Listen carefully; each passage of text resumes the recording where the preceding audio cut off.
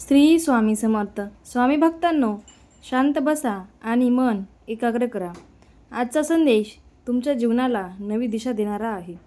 स्वामी म्हणतात, भिवू नकोस, मी तुझ्या पाठीशी आहे.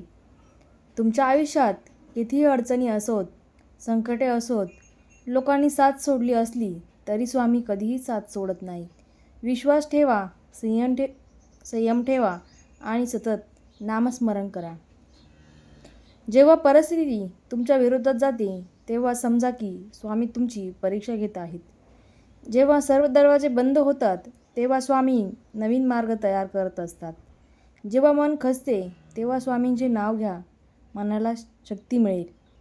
स्वामींच्या चरणी विश्वास ठेवलात तर अशक्यही शक्य होते. तुमच्या आयुष्यातील प्रत्येक अडथळा हा पुढील मोठ्या यशाची तयारी असते. आजपासून ठरवा, नकारात्मक विचारांना दूर ठेवायचे.